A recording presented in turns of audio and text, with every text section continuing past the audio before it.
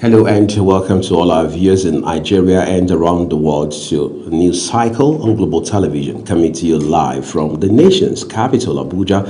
I'm Uyi Agmofwegbe, reminding all of our viewers that we are on DSTV channel 365 and on Star Times channel 276. Defense Minister Christopher Musa has scored Tinubu administration 65 to 70% on security performance. General Musa, retired, said terrorism has been drastically reduced to isolated kidnapping incidents as a wave of school abductions across several states continues to be a big challenge for the nation. The minister framed kidnapping largely as a societal crisis rather than a security failure, pointing to the breakdown of family structure as the root cause. The federal government, through the National Primary Healthcare Development Agency, has commissioned an expanded emergency operations center in Katsina State. The initiative is set to be aimed at strengthening polio eradication efforts, immunization coordination, disease surveillance, and public health emergency response. The upgraded facility, delivered with support from the National Primary Healthcare Delivery Development Agency, the Gates Foundation, and eHealth Africa, is expected to enhance Katsina State's capacity in primary healthcare delivery and emergency preparedness. The Federal Capital Territory Administration has warned owners of event centers, hotels, and other public buildings in Abuja against permitting illegal organizations to use their facilities, saying violators risk losing their property titles.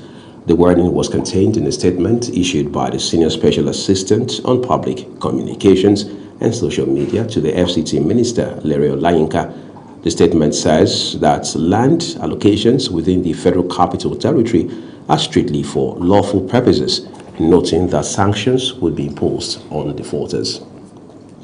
President Bola Tinubu has commissioned the newly constructed Bola Tinubu Complex at the Federal Medical Center in Abuja. The commissioning is part of efforts to strengthen healthcare delivery and expand access to specialist medical services in the country. Ubang Usoro has details.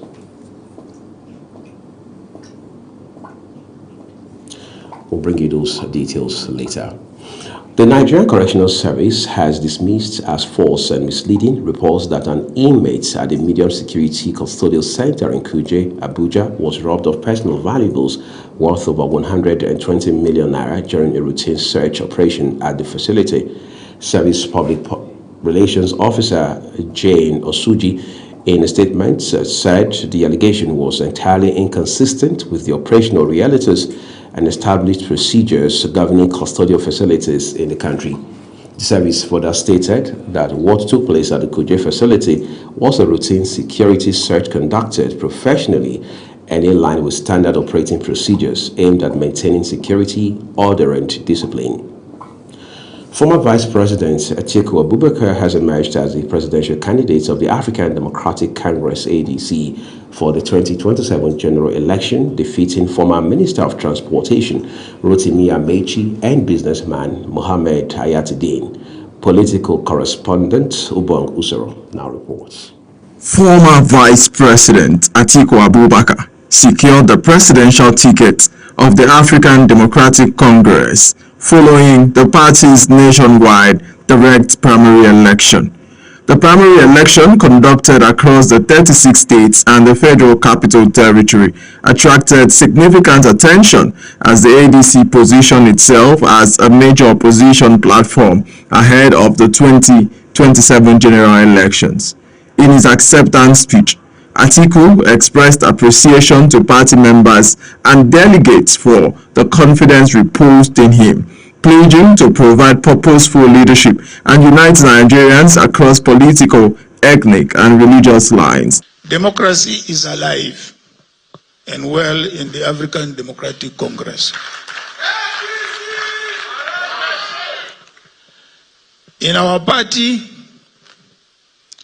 members are allowed to express their views, to have ambitions, and to contest for elective positions in a free, fair, and transparent process. Atiku also called on his co-contestants and party supporters to close ranks and work together to strengthen the party ahead of the 2027 elections. Our great party is a coalition built through hard work, immense sacrifices, and compromises, guided by our determination to rescue our country's democracy, which is facing its greatest threat since the return of democracy in 1999.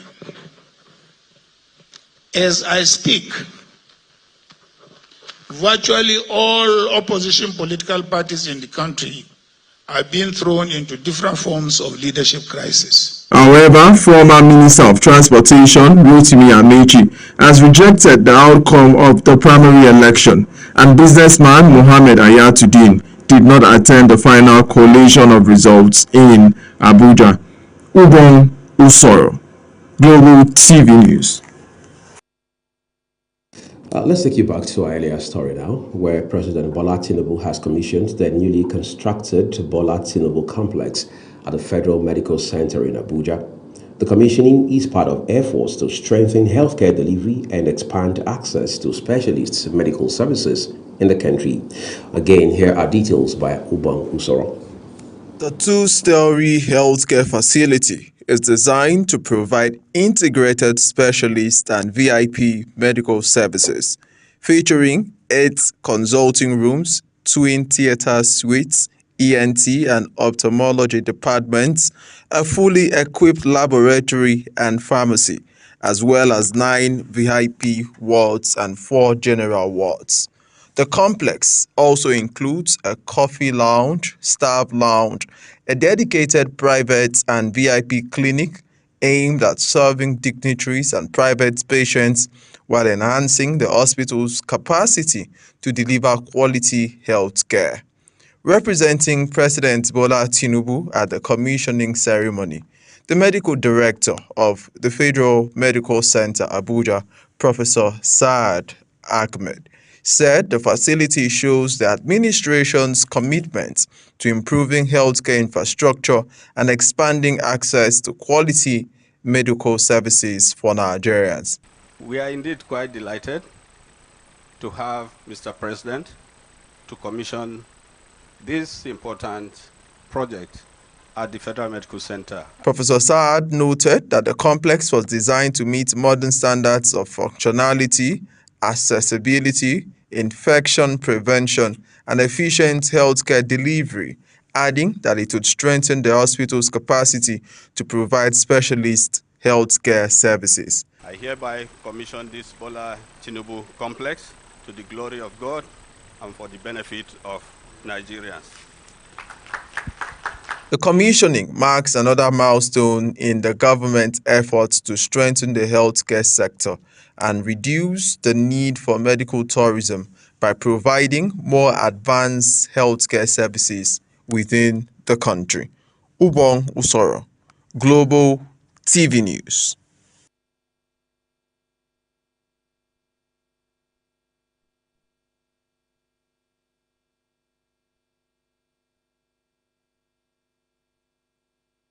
Thank you so very much, Ubong. Niger State government has disclosed that 40% of its road projects across the state are not only completed but ready for commissioning, as it revealed that it has spent nearly 200 million naira on compassionate medical assistance for indigent patients at the discretion of the governor in the past 3 years. These were disclosed by the Permanent Secretary of the Ministry of Works, Hassan Etsu, at a media briefing to mark the 3rd anniversary of Governor Umara Mohammed Bago's administration.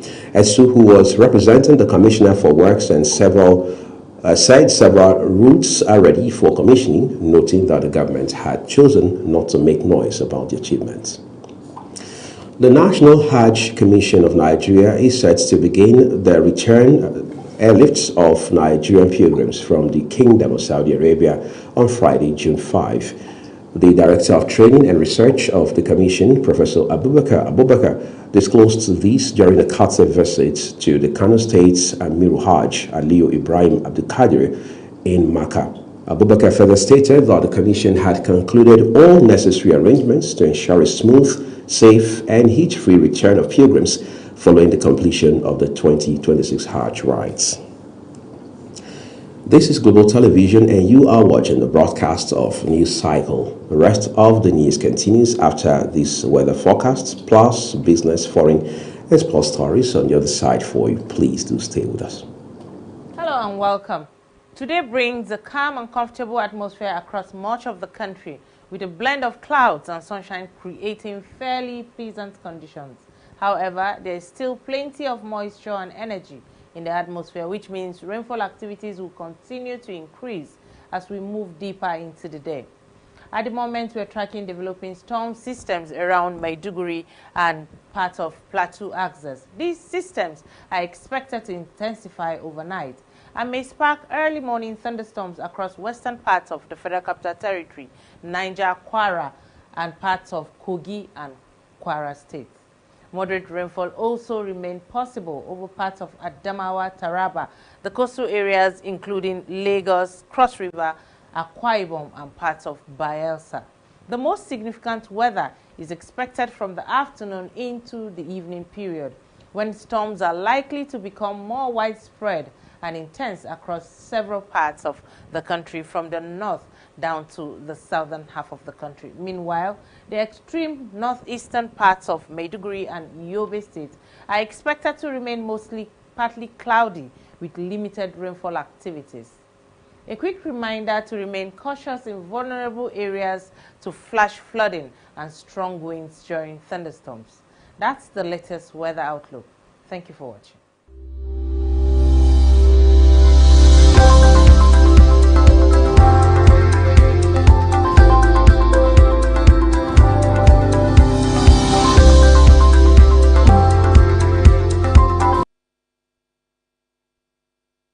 Well, thank you so very much for staying with us. This second part of this news broadcast now returns with business, where President Bola Tinubu has commissioned a high-capacity compressed natural gas daughter booster station in Jai District, Abuja. The facility is designed to boost access to cleaner and more affordable transportation fuel. Ubangusoro has more. State-of-art facility located on Ameyo Adedovo Street in Jai is one of the largest CNG refueling and vehicle conversion centers in the Federal Capital Territory. Equipped with a 1,000 standard cubic meters per hour compressor, a 3,200 standard cubic meters cassette storage system, and multiple tube skids, the station is expected to significantly improve the supply of compressed natural gas to motorists and commercial transport operators. The station features 4 dispensers with dual nozzles and has the capacity to refuel between 900 and 1,000 cars and tricycles daily, as well as up to 50 trucks and buses. A vehicle conversion workshop within the facility and SON certified cylinders, enabling the conversion of up to 20 vehicles and 25 tricycles every day. Speaking at the commissioning, President Bola Tinubu, represented by the Minister of State for Gas, Ekberikpe Ekpo, said the project is a major step towards cleaner energy, lower transportation costs, and improved energy security for Nigerians. With the federal government Decade of Gas initiative, which was launched to position natural gas as a catalyst for Nigeria's industrialization, energy security, transportation, transformation, and economic diversification. The project is part of ongoing efforts by federal government to expand the use of natural gas as an alternative fuel and reduce dependence on petrol. The commissioning of the CNG booster station is expected to create jobs, encourage investment in clean energy infrastructure, and support the nation's transition to a more sustainable transportation system. Ubong Usoro, Global TV News. The federal government and the Federal Mortgage Bank of Nigeria, FMBN, have signed a 10 billion naira memorandum of understanding aimed at expanding access to to affordable housing finance for federal civil servants through mortgage support, home renovation loans, rent assistance, and incremental housing development. The initiative follows the federal government's approval of a 10 billion naira FMBN funded housing loan scheme for workers, viewed as one of the more direct interventions targeted at improving worker welfare amidst the present economic realities. Speaking during a strategic meeting, the Managing Director and Chief Executive Officer of FMBN, Shehu Osudi, said the latest collaboration is designed to improve affordability as well as expand access to housing finance for workers. As Nigeria intensifies efforts to diversify its economy through the Blue Economy Initiative, stakeholders in the maritime sector have warned that the country may continue to lose vast economic opportunities unless urgent investments are made in manpower development, maritime security, and port efficiency. This forms the thrust of discussions at the second International Conference on Maritime Trade and Transport 2026, organized by Global Maritime Academy, Wovyame Ugeli South Local Government Area of Delta State at the Petroleum Training Institute Conference Center in Efo. Speaking at the conference themed the Nigerian maritime sector, harnessing the potentials, challenges, and future trends, President of the Chartered Institute of Logistics and Transport, Nigeria, Dr. Boboye Oyeyemi, lamented that despite Nigeria's strategic coastal advantage and numerous seaports, the nation had yet to attain the status of a true maritime power. The Securities and Exchange Commission, SEC, says the successful banking sector recapitalization program may encourage fresh reforms in key areas of the economy, including infrastructure funding, insurance industry reforms, stronger mobilization of local investment capital, and further expansion of the Nigerian capital market. In a media brief issued in Abuja, the Commission said the recapitalization exercise marks one of the most important financial sector achievements in recent years, with Nigerian banks raising about 4.65 trillion naira over a 2-year period to meet new capital requirements set by the Apex Bank. The Commission stated that the exercise showed Nigeria's financial system now possesses stronger market depth, improved investor confidence, and better institutional coordination capable of supporting large-scale capital mobilization without destabilizing the markets. Let's take you to the foreign scene now, where Lebanese President Joseph Aoun has told U.S. Secretary of State Marco Rubio that a ceasefire with Israel is crucial as Israeli and Lebanese military delegations meet at the Pentagon. A statement by Aoun's office says during a phone call, the president emphasized the need to exert all efforts to reach a ceasefire, considering it an essential gateway to moving on to any other step. Secretary Rubio reiterated the U.S. administration's commitment to consolidate the outcomes of previous ambassador-level negotiations meetings in Washington between Israel and Lebanon, expressing his support for Lebanon's stability, independence, and sovereignty. And closer to home now, Kenya police say 8 students had been arrested over a suspected arson attack at a girls' school that killed at least 16 children and hospitalized 79 others. The fire broke in the early hours of Utishimi, the Girls' Academy in Kenya's Nakuru County, about 75 miles north of the capital, Nairobi. The upper floor of the 2-story building, which had 12 cubicles housing 135 bunk beds, was badly damaged, according to police reports.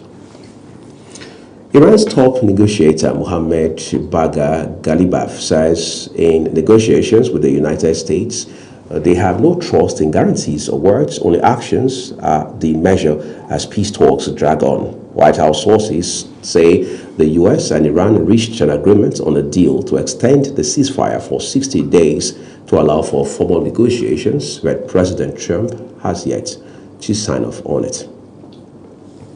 And now some sporting news. Nigeria's para-powerlifting team has returned home to a heroic reception after an impressive outing at the 2026 African Open Powerlifting Championship in Algeria, where Team Nigeria secured 49 medals to finish second overall on the continent. The athletes were welcomed in Abuja by sports stakeholder and enthusiast Kingsley Yawodi, who who rewarded medal winners with cash incentives while charging the team to sustain the momentum ahead of the Commonwealth Games in Glasgow. Sports correspondent Aniete Patrick reports. Fresh from a dominant campaign in Ora, Algeria, Nigeria's powerlifting team arrived in Abuja with heads held high and medals proudly displayed after a remarkable performance at the 2026 African Open Para-Powerlifting Championship.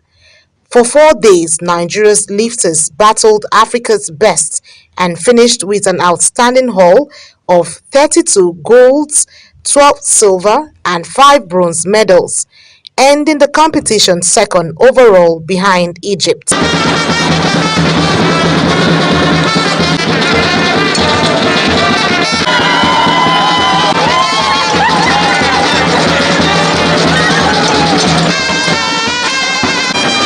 The team's arrival was greeted with celebration and praise led by sports enthusiasts and stakeholder Kingsley Awodi, whose support for Nigerian sports has continued to grow over the years.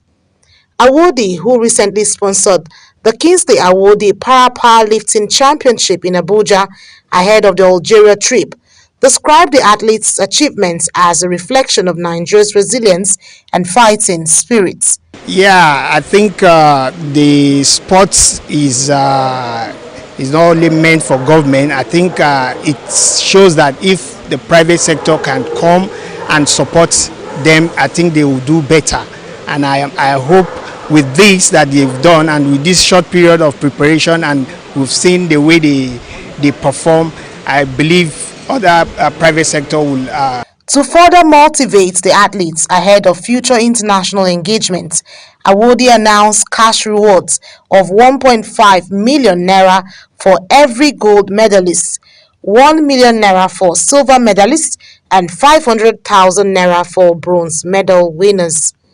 The focus now shifts to preparations for the Commonwealth Games in Glasgow, with reigning world champion and team captain Folashade Oluwafemi Ayo expressing confidence in the team's readiness. You need to be able to deliver. Yes, like this tournament we just came back from is qualifying for the Paralympic game, because without this very one, there's no way we are qualified.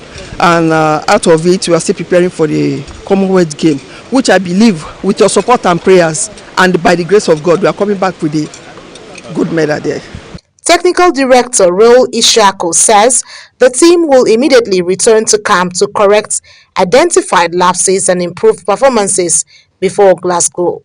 Actually, Nigerian para-powerlifting are giving us, making us proud. We have confidence in them. Anytime, they are like soldiers. Anytime you call them, they are ready. And that is what is giving us confidence.